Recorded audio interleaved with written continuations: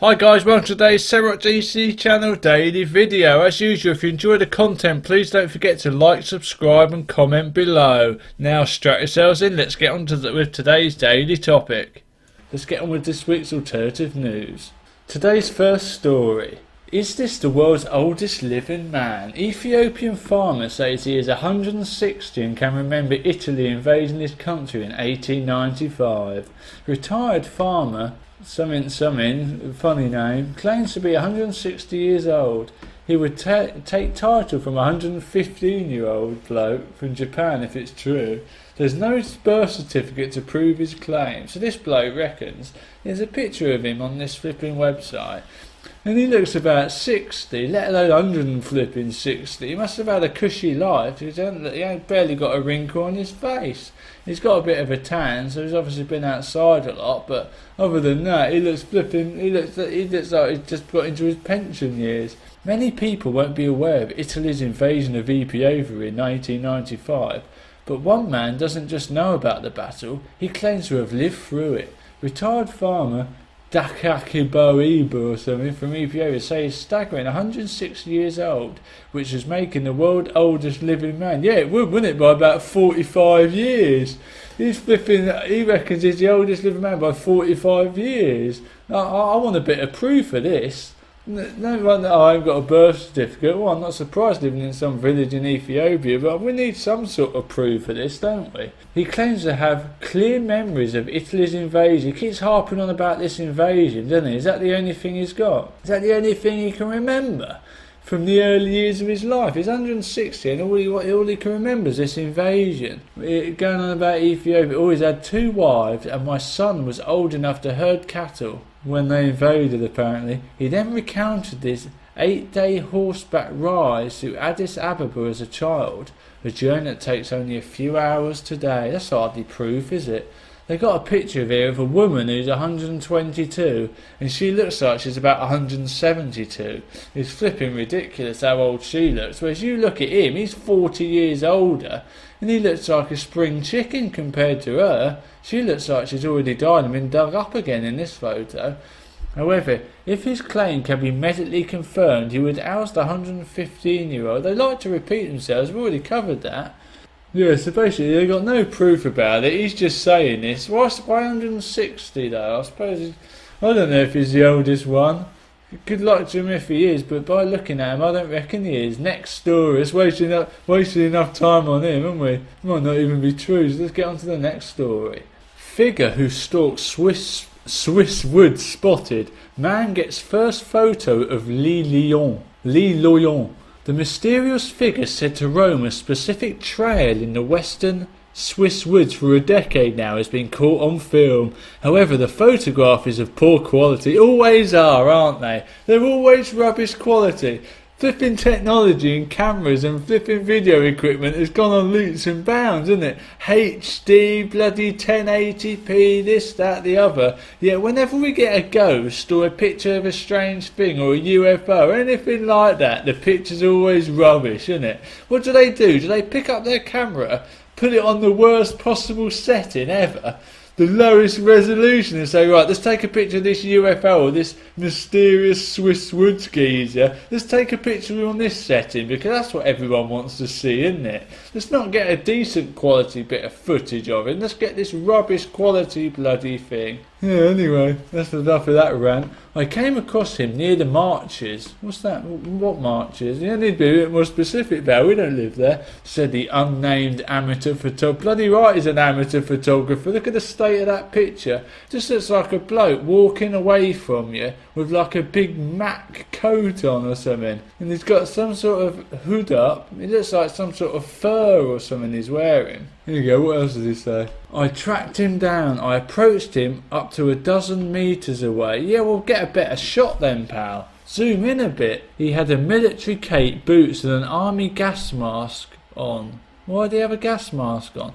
I think he measured more than 1.9 metres. He stared at me, then turned his back on me and left in silence. At any rate, the man, known locally as L'Île wears a camouflage cloak and roams the forest trail daily. Up to this time, he has been only a legend with no photograph establishing its existence. Who cares? He's just some bloke, some hermit who lives in the woods, and this bloke's making a big deal out of it just because he's got a photo of him walking away. I'm sure a lot of people have got photos of him, people who went to school with him and all that. He's only been there for 10 years, he can't be that young, but people must have photographs of him. Hang on, earlier this year, local resident Marianne Decleux, who also lives in the area, told Le Matin that her run-in with him came in spring. It was a rainy Sunday, she said. He had a cap, a dark cloak and his gas mask. Sounds like a mentalist, doesn't he? I wouldn't want to be walking around these woods if he's roaming about, the old Le Loyon. He sounds like the sort of bloke you come across, you know, you never lived to tell the tale, isn't it?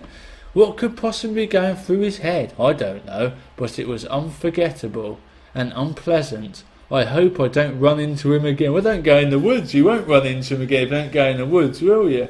The local farmer says that people are scared to travel in the woods now. Well, they should be. Why has he got a gas mask on? Maybe he's got bad breath or something. Maybe that's why he lives in the woods, because people have told him that he smells, so he's a bit paranoid or something. That's his problem, isn't it? Poor bloke. He's off in the woods living. Mind you, you probably do without him in the world. They send the police in if they're that worried about him. Maybe he hasn't done anything wrong.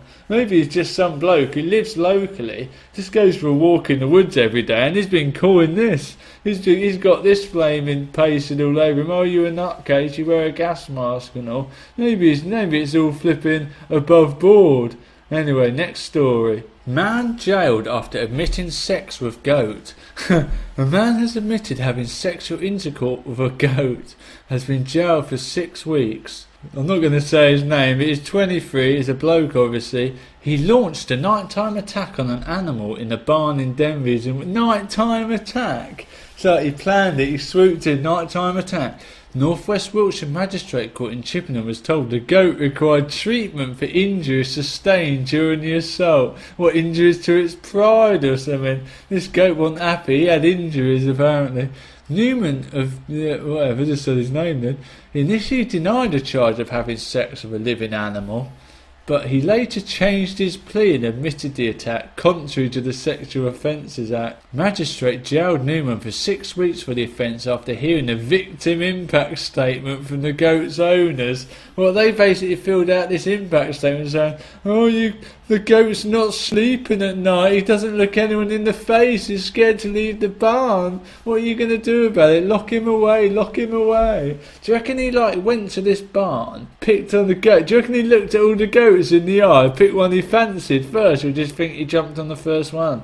Who knows? The attack happened when Newman was the subject of a suspended sentence, but was imposed in August last year after committing a burglary. From 1 minute he's doing burglary, next minute he's having sex with animals, hear that? Miss Humphreys read a victim impact statement from the goat's female owner, who was not named. She read, "My husband is worried about me being on the farm on my own." What, you think he's going to go from a goat to her? Surely if he was that way inclined, he would have gone from her to the goat, wouldn't he? This person has cost us a considerable amount of money because we have to install security cameras. What, do they want to get it on film next time, do they?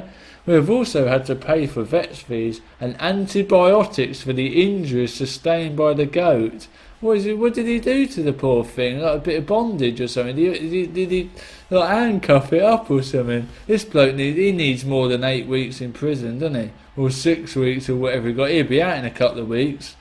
Lock up your goats, innit? Lock up your sheep. Lock up your wildlife. He'll be out in 6 weeks. 6 weeks from today he'll be out. So I've warned you, lock up your wildlife. How do people become that desperate they have to go around? It's like, is he going through some sort of dry spell on the old women front or something? It's like, I've not had a woman for ages, what am I going to do about this?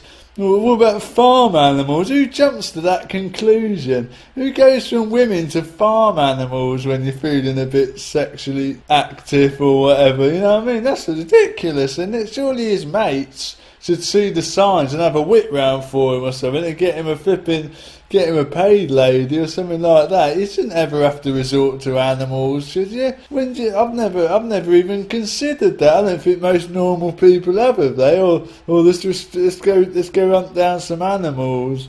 Christ, what's the world coming to? Anyway, last story, a bit of a heart wrencher to end that.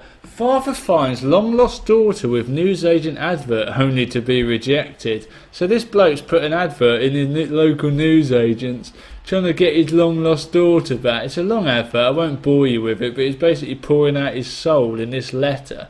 And then he's put it in the window of his local newsagents. I'll give you a brief look. I am sorry, Mandy, but I don't know your married name. I have been searching for you for so many years, and there is nothing or no one going to stop me finding you, because I have loved you and missed you so much every minute of every day, blah blah blah blah. You get the gist.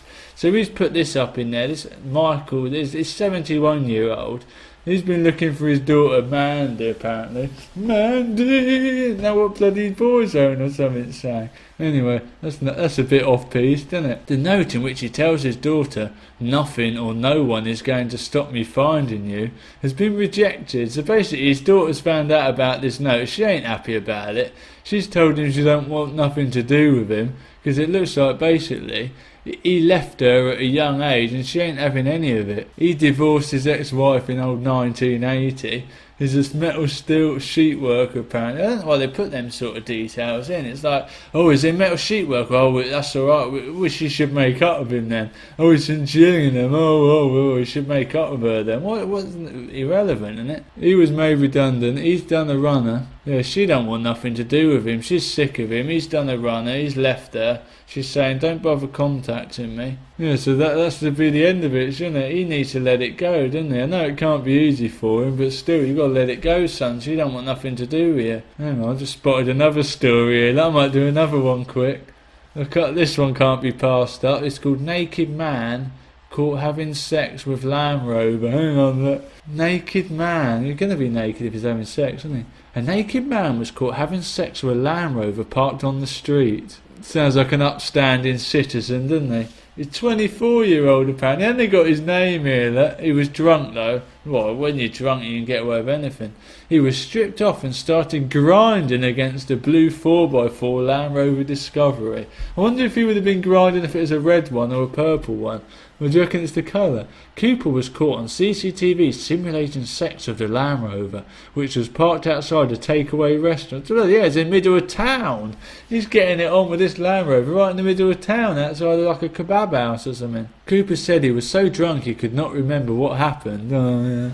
That's what everyone says, isn't it? Until he was shown the CCTV pictures. Father of three. Bloody hell's a father of three here. Father of three, described as normally being a caring family man. Yeah, not caring, yeah. Stripped off during a drunken night out with friends. A court heard that earlier shocked revellers had seen him simulate sex with the counter of the kebab shop. Oh, he's living that serial molester of stuff other than humans, this bloke, look. He's also seen lying on the floor of the takeaway to simulate sex. He obviously was a bit on heat, wasn't he? Oh, this old Cooper, he was a bit on heat there. Look. Well, first of all, he was seen to be urinating. Dirty bugger, urinating. What's he doing? He was then seen to go for... I think we've seen enough. We've not heard enough of what he was seen doing. I don't think it's going to beat the old Land Rover story, is it? He was ordered to pay £85 cost. Well, that's going to teach him a lesson, isn't it? He won't be doing that again, will he? Old Cooper, father of three. He won't be doing that. £85 cost. The bloke's going to have to pay more than that to clean it off his Land Rover, isn't he? That's a disgrace. You want to get that properly clean, wouldn't you? You can't charge him £85. He is not a very pretty sight when naked. We all felt sorry for the Land Rover and hope it wasn't offended. Yeah, that's a good ending, isn't it? Feel sorry for the Land Rover. How'd you go into work the next day after doing that? Surely you've got to be flipping, you've got to be the laughing stock of the village, haven't you? Everyone's going to know about it. How'd you put on a brave face and go into work? I know we've all done stuff that's like bad when we've been drunk, but surely not many people have gone to that extreme, have they? How do you even face friends and family? Anyway, I'll leave you to chew on that one. Hope you enjoyed this content, guys. Please don't forget to like, subscribe and comment below. I'll catch you in the next video.